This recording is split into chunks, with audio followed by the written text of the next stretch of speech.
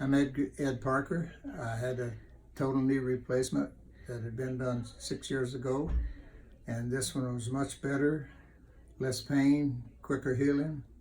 I was up and about. Well, I spent one night in the hospital, went home the next day, was walking, used a cane for about a week, started driving within 2 weeks, very little pain, take Tylenol, nothing strong for it, and very happy with it. And he was, like he said, he started driving 2 weeks after his surgery, and we unfortunately had to go to a funeral 2 weeks after the surgery, and he's doing excellent.